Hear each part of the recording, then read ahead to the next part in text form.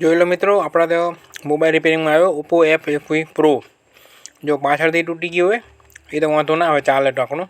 અને જો આગળ કોમ્બો देखा आपने लापरवाही का नतीजा है।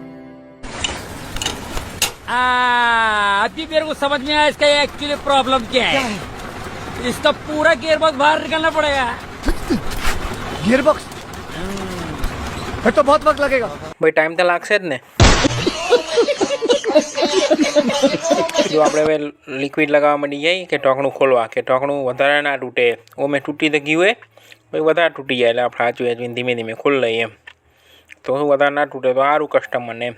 જો આપણે ટફનનું કાગળ ઉઠાવ્યું દરફેની જેમ, જઈ ખપે તો નવું જ કાપી લઈએ આપણે તો।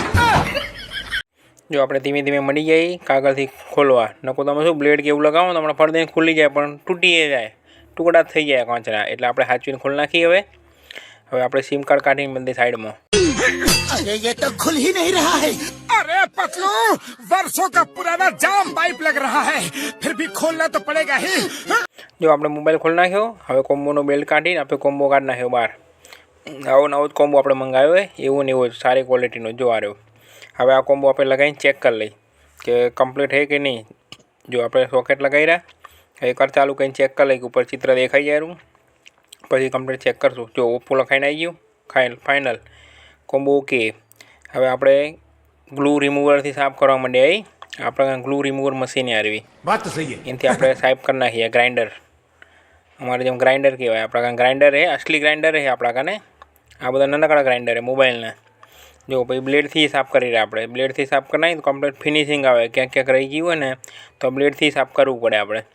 બ્લેડથી સાફ કરી, જો કેમેરો સાફ કરી નાખ્યો, નકો શું ડસ્ટ રહી જાય તો રિઝલ્ટ સારું ના આવે। તો આપણે કેમેરો સાફ કરીને કોમ્બો લગાવીને હવે ઢાંકણું લગાવી રહ્યા। નીચે થોડું સાફ કરી નાખી કીધું, કચરું બચરું રહી ગયું હોય ક્યાંક તો કામ આપણે કમ્પ્લીટ જ કરવાનું। જો મોબાઈલ ચાલુ થાય ત્યાંથી આપણે બધા સ્ક્રૂ લગાવી દઈએ ફટાફટ। बात तो सही है। જે ટ્રક નહીં આવતા મોટા કપચી ભરાવાળા, કપચી ભરી ભરી જાય એવા ટ્રકના જણે બોલ્ટો એટલા તો સ્ક્રૂ દીધા એમાં।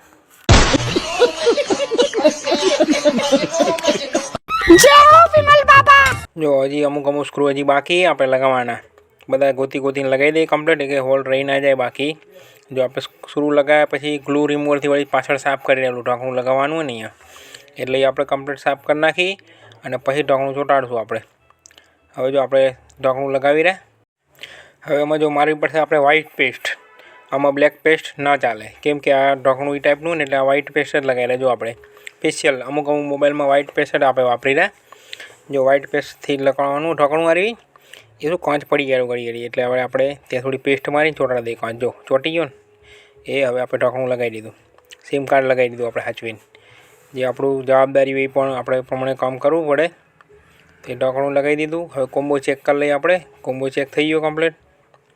હા, કોમ્બો કમ્પ્લીટ ચેક થઈ ગયો, ઓકે। હવે કરી દઈએ આપણે એને ફિટ, મારી દીધું આપણે ઓકે ટેસ્ટેડ। હવે ફરી થોડી વાર રહીને બીજો વિડીયો આપણે ભેગો અંદર જોઈન્ટ કર્યો હોય કે ટફન બફન મારીને કમ્પ્લીટ કર્યા પછી। नाम तो सुना ही होगा। नाम तो मैंने इनका बहुत सुना है। तो क्या बात, ये बात है। ટફન બફન લગાવીને કમ્પ્લીટ બનાવી દીધું આપણે મોબાઈલ। જો કમ્પ્લીટ દેખાડું ને અંદર કમ્પ્લીટ 0-0 ફિટિંગ વળી પાછું, કોઈ જગ્યાએ કોઈ તકલીફ નહીં, કોમ્બો બધી જગ્યાએ કમ્પ્લીટ વર્ક કરે।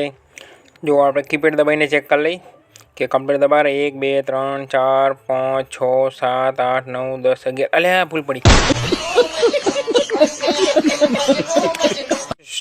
*0 હેજ એમ કહેવાનું હતું પણ ભૂલ પડી ગઈ હતી। પણ જો મિત્રો મોબાઈલ કમ્પ્લીટ થઈ ગયો આપણો, વિડીયો ગમ્યો હોય તો લાઈક કરજો।